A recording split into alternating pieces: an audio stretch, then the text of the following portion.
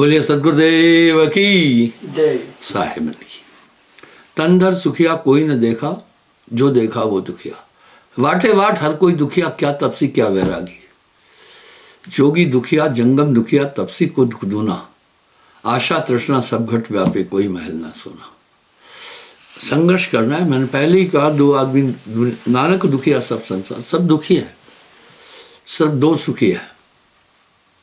पहला यह नाम आधार, जिसके पास नाम है। दूसरा जो संघर्ष करता है। हारिए न हिम्मत, बिसारिए न साहिबा। ध्यान रहे, जो सुख पाया नाम भजन में, सो नहीं रहा अमीरी में। केवल आप सुमरण के समय ही अपने रूप में है। इसके अलावा जितनी भी संकल्प कल्पनाएं विकल्प आपके अंदर उठ रहे हैं, ये सब दुखदायी है। उनसे सुख दुख मिलता है। देखें, जागत सोवत धर धर मारे, जागते सोते हमेशा मन की कल्पनाएं बनी रहती हैं।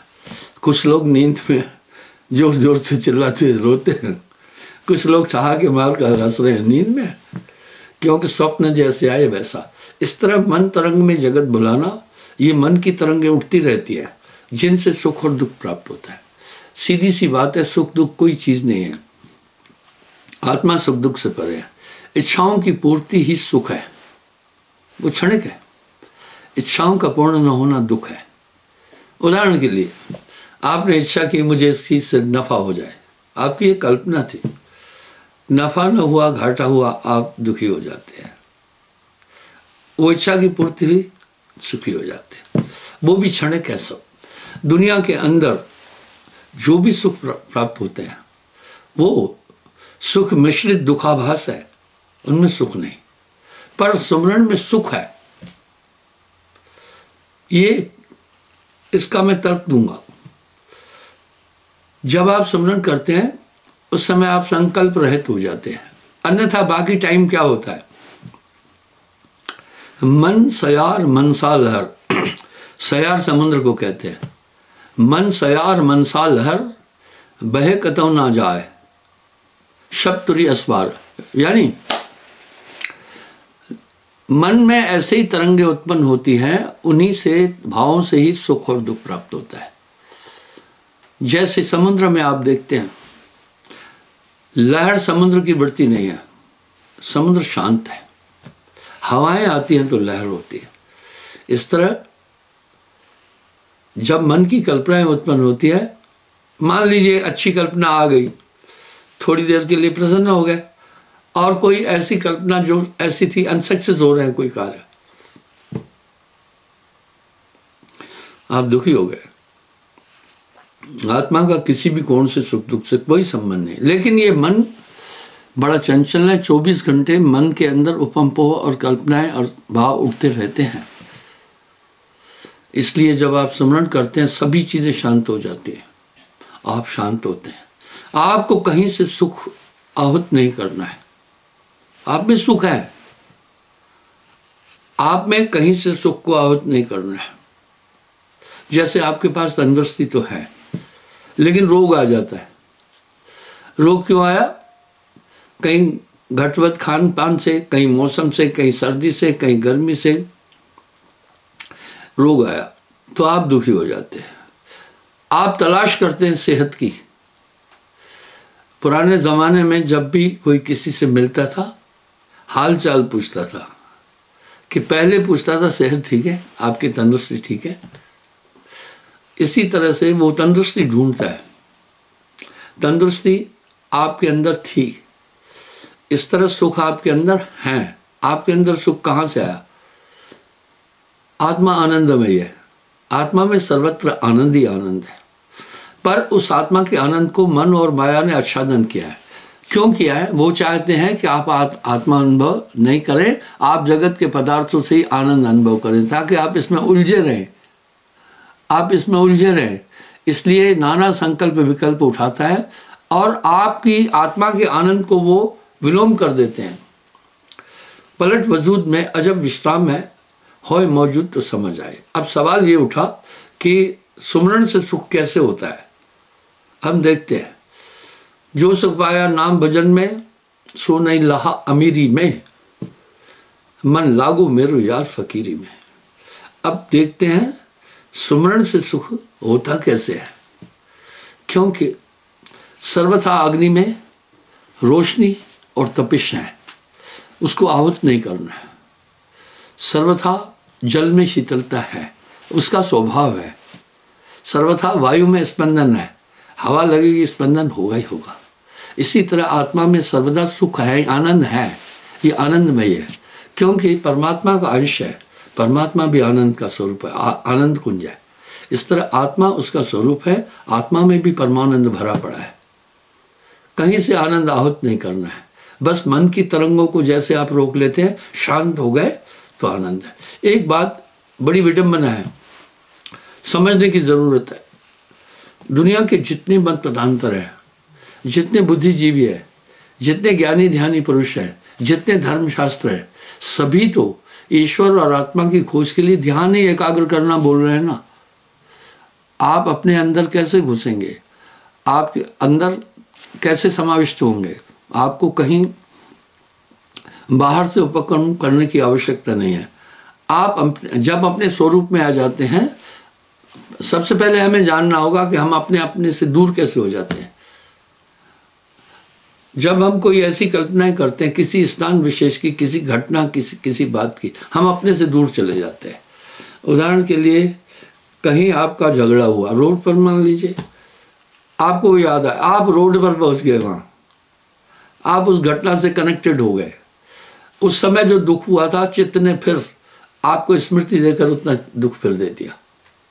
कहीं आप घूमने गए थे जहां मोहक दृश्य थे और नैनाभिराम दृश्य थे, आप उससे आनंदित हुए। जब वो बात याद आ गई तो आप आनंदित हो जाते हैं। वस्तुतः क्या है, ये सिर्फ मन की तरंगों के द्वारा ही आप हम सब सुख दुख की अनुभूति करते हैं।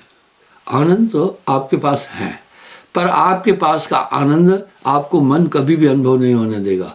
जब आपको अपने अंदर के आनंद का अनुभव हो गया, जगत की सभी पदार्थों को आप छोड़ देंगे। यही तो चीज़ मैंने कई बार प्रवचन में बोला है और योगा वैशिष्ट में भी बोला। एक आत्मा की प्राप्ति के बाद अभीष्ट कुछ नहीं रहता है। आत्म के ज्ञान के समान कोई संसार में ज्ञान नहीं है। यही तो राम जी ने भी पूछा था, यही तो अर्जुन ने भी वासुदेव कृष्ण से पूछा था, राम जी ने वशिष्ठ जी से पूछा था। इस आत्मा का सार्वभौम में ऐसा क्या है जिसे जानने के बाद हम नितांत संसार सागर से पार हो जाते हैं। बड़ा एक सटीक शब्द दिया, बहुत सटीक। हे राम, आत्मा की अनुभूति के बाद देहाध्यास खत्म हो जाता है। देहाध्यास, अध्यास कहते हैं वहम को,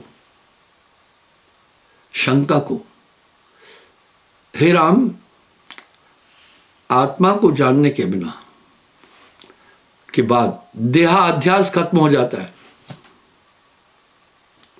मैं शरीर हूं, ये खत्म हो जाता है और देह धरे का दंड है, भुगतते हैं सबको। ऐसा ही आत्मा का सार्वभौम है। एक आत्म तत्व को समझने के बाद जितने भी शरीर के संसार की सब चीजों का अस्तित्व खत्म है। जब देहाध्यास के बाद शरीर अभाव समाप्त हो जाता है तो शरीर से ही जगत अनुभव हो रहा है। और शरीर से कैसे हो रहा है? इंद्रियों के द्वारा हो रहा है, देखने से, सुनने से, स्पर्श करने से, समझने से। वो सब चीज़ें जब मैं शरीर हूँ ही नहीं, ये बात खत्म हुई तो सब बात ऐसे ही खत्म हो जाती है। जैसे अज्ञान अवस्था में हम सब एक स्वप्न देखते हैं और हम स्वप्न को नित्य मानते हैं, सत्य मानते हैं। वैसा ही जैसे इस समय हमारी ये कोशिकाएं जगत की घटनाओं को सत्य अनुभव करा रही है, पर सत्य वो होता नहीं है। इस संदर्भ में साहब का एक शब्द मैंने कई बार बोला है, बड़ा प्रासंगिक है। वो शब्द मैंने कई बार उच्चारण किया है, बड़ा प्रासंगिक है। आज पुनः उसका पुनरावृत्ति कर रहा हूं। जाते भयो अंड स्वप्न, बसे अंड मां। कर्ता का स्वरूप नहीं, अंड को स्वरूप है। नाद बिंदु योग स्वप्न, ईश जीव भोग स्वप्न। नाद धुने, ये भी स्वप्न है। योग ये स्वप्न है। जीव ईश भोग स्वप्न। आदमी बरबर सोचने लगेगा ईश्वर स्वप्न है। लोग संतों ने सर्वशक्तिमान को साहेब बोला, कुछ उसे निराकार बोल रहे हैं। निराकार एक स्थिति है, वो नहीं है। साकार निराकार से परे है। ईश्वर जब निराकार निर्गुण तीन भागों में विभक्त हो जाता है यजुर्वेद के अनुसार, हम उसको ईश्वर कहते हैं, ब्रह्मा विष्णु महेश। कह रहे स्वप्न है। भूमि अवतार निराकार स्वप्न रूप है। भूमि अवतार निराकार स्वप्न रूप है। पाप पुण्य करे स्वप्न, वेद और वेदांत स्वप्न, वाचा और अवाचा स्वप्न, स्वप्न रूप स्वरूप है। वो सब स्वप्न है। क्योंकि हम जो बातचीत कर रहे हैं वो भी मन की प्रक्रिया है। मन के उठी हुई तरंगों को जिह्वा और वाणी द्वारा अभिव्यक्त करते हैं, वो भी सब मानसिक माया भी क्रिया है। चंद्र सूर्य भास स्वप्न, यही तो अपेक्ष। जब वशिष्ठ जी ने राम जी से कहा संसार स्वप्नवत है, तुम्हारे चित्त का कलना है, केवल संसार है नहीं। जब राम जी ने एक बात कही कि संसार में बड़े दुख है, वशिष्ठ जी का उत्तर क्या था पता है? हे राम, तुम किस संसार की बात कर रहे हो? संसार हुआ ही नहीं। ये तो तुम्हारे चित्त की कलना है, चित्त का निरोध करो, संसार का अस्तित्व खत्म है। इसलिए जब ये सभी चीजें स्वप्न रूप है, पाप पुण्य करे, पाप और पुण्य दोनों मन की प्रवृत्तियां हैं। पाप पुण्य यह दोनों बेड़ी, एक लोहा एक कंचन केरी। इसका थोड़ा संकेत श्रीमद् गीता में भी वासुदेव कृष्ण ने अर्जुन को दिया है। हे अर्जुन, शुभ अशुभ दोनों कर्म बंधन कारक है, इसलिए तुम निष्काम रूप से कर्म करो। चंद्र सूर्य भास स्वप्न, पंच में प्रपंच स्वप्न। स्वर्ग नरक के बीच वासा करे सो ही स्वप्न रूप है। स्वर्ग और नरक के बीच में वासा कर रहे हैं, ये भी स्वप्न है। अहंग और सोहंग स्वप्न। सोहंग सांस को कहते हैं। पिंड और ब्रह्मांड स्वप्न, ये जगत स्वप्न होता है। दुनिया कह लेती है, इस पर आगे चिंतन कोई करता ही नहीं है। नानक देव जी कितना सुंदर फरमाया है, जो सुपना पेखना जगरचना तिम जान, इसमें कुछ साचो नहीं, यह नानक साचे मान। और साहब कह रहे हैं जगत है रैन का सपना। आत्मा और परमात्मा स्वप्न, यहां आदमी भ्रमित हो जाएगा। कह रहे हैं आत्मा और परमात्मा स्वप्न। इस चेतन सत्ता हंसा को आत्मा कब कहते हैं? जब मन का इसमें समावेशन हो जाता है, तब इसको आत्मा कहते हैं। और जीव कब कहते हैं? जब ये प्राणेन धरित जीवेषु, प्राणों में समावित होकर शरीर हो जाता है, इसकी संज्ञा तब जीव है। जैसे जल के तीन रूप है, धातु एक है। जब ये साधारण स्थिति में इसको हम जल कहते हैं। जब अधिक तापमान मिलता है, यही जल वाष्पीकृत होकर के वायु वाष्प बन जाता है। और जब ये शीतलता को अधिक प्राप्त करता है, 0 डिग्री पर पहुंचता है या 5 ठोस हो जाता है, इसको बर्फ कहते हैं। कथन स्वर्ण के लिए तीनों अलग चीजें हैं, लेकिन धातु एक ही है। इसी तरह साहब क्या कह रहे हैं? बंद दशा में जीव है, मोक्ष दशा में पीव, कहे कबीर धर्मदास से, यही जीव वही शिव। परमात्मा संज्ञा निरंजन और निराकार की है, इसलिए संत उसे साहेब बोलते हैं, सत्पुरुष कहते हैं। जरा मृत्युकाल स्वप्न, समय तो आपकी कल्पनाओं और इच्छाओं की कसौटी पर जाना जाता है, स्वप्न है। गुरु शिष्य बोध स्वप्न। अक्षर ने अक्षर स्वप्न रूप है। कुछ कह रहे हैं कबीर साहब ने निरक्षर का संदेश दिया, नहीं नहीं, क्षर अक्षर निहक्षर पारा, विनती करे तैं दास तुम्हारा। क्षर अक्षर निहक्षर पारा, विनती करे तैं दास तुम्हारा।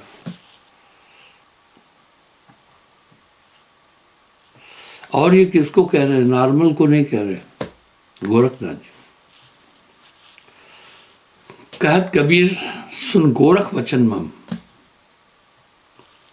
स्वप्न से परे सत्य सत्य रूप भूप है, सोई सत्य नाम सत्य लोक बीच भाषा करे, नहीं आवे नहीं जाए वही सत्य रूप है। तो आप ये जगत जिसमें बैठे हैं ये स्वप्न है, जगत है रैन का सपना, ये रैन का सपना है। इसमें जो भी पदार्थ आप सुख और दुख देख रहे हैं ये सब स्वप्न है। साहब के शब्द इस पर कंसंट्रेट कर रहे हैं। जब भी अंतर्मुखी हो जाता है तो मन की कल्पनाओं को समझता है। मन की तरंगे आदमी वैसा ही है जैसे आपके स्मार्टफोन में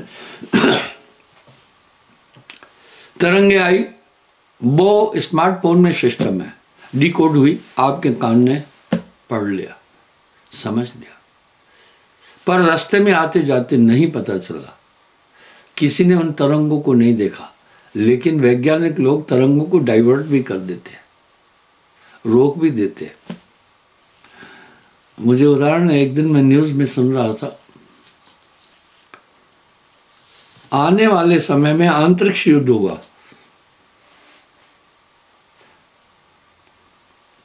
युद्ध की पद्धतियां भी दुनिया में बदलती रही है। पहले मनुष्य डंडों से लड़ाई करता है था, फिर पाषाण युग आया, पत्थरों के शस्त्र बने, फिर धातु युग आया, लोहे आदि धातुओं से तीर तलवार आदि बने। उसके बाद फिर बारूदी युग आया और ईसा से 200 साल पूर्व ही चाइना में फटाके का प्रचलन था, उसी से बम बने। फिर मिसाइल युग आया, गोली युग आया, मिसाइल युग आया। मिसाइल नहीं चलती है, मिसाइल नई नहीं है। मैं 1968 में आर्मी ज्वाइन किया था, उस समय भी मिसाइल नहीं थी, एंटी टैंक मिसाइल थी, गाइडेड मिसाइल नहीं थी। जहाज़ों को भी उड़ाने के लिए मिसाइलों का युग होता था, मिसाइल का युग आया। फिर न्यूक्लियर्स युग आया, परमाणु युग। उसके बाद फिर लेज़र युग आया, लेज़र बम। वो बम फेंकते हैं, बनाते हैं, वो पूरी हीट कलेक्ट करता जाता है अपने अंदर, उसमें बारूद नहीं है, और वो अपने गंतव्य टारगेट पर पहुंच करके ब्लास्ट करता है, उस धमाके से टारगेट नष्ट हो जाता है। अभी पता है वैज्ञानिक क्या कह रहे हैं? आने वाला युग ये नहीं, फिर वो आया जीवाणु युद्ध आया, वायरस युद्ध आया। लोग कह नहीं रहे हैं कि कोविड-19 ये चाइना के लैब से ही बाहर निकला था। देखा, कई लाख लोग उससे मर गए। ये जीवाणु युद्ध फिर आया। अभी कह रहे हैं नहीं, युद्ध की पद्धतियां बदल रही है। अभी कह रहे हैं सैटेलाइट अंतरिक्ष युद्ध होगा। ऐसा क्यों? सैटेलाइट अंतरिक्ष में, उसी से मोबाइल चल रहे हैं, उसी से नेविगेशन हो रहा है। ये युद्ध हुआ, पूरे सिस्टम ब्लॉक हो कर देंगे। जहाज उनको रास्ता नहीं मिलेगा, आकाश में मंडराते रहेंगे, नेविगेशन सिस्टम कम कर देंगे। बाकी अन्य चीज़ें हैं। कहते हैं बम्बई में जो लाइट आउट हुई थी कुछ घंटे, कहते हैं ये चाइना के द्वारा हुई थी, उसने वहाँ से ही किया था। वाह, क्या बात है। अंतरिक्ष युद्ध में सबसे पहले जो सिस्टम, बैंकों का सिस्टम उसी से चल रहा है, सैटेलाइट से चल रहा है, लेन देन उससे चल रहा है, जितनी चीज़ें हैं ये तरंगों से वहीं से ही समाप्त कर देंगे। जहाज भटक जाएंगे, कोई नेविगेशन नहीं होगा, ये युद्ध होगा। मनुष्य पता नहीं, दिव्यास्त्रों का पहले भी युद्ध हो रहा था। विराट युद्ध में अकेले अर्जुन ने पूरी कौरव सेना को मूर्छित कर दिया था एक ही बाण से। उसमें भीष्म भी थे, द्रोणाचार्य थे, कृपाचार्य थे, कर्ण आदि थे।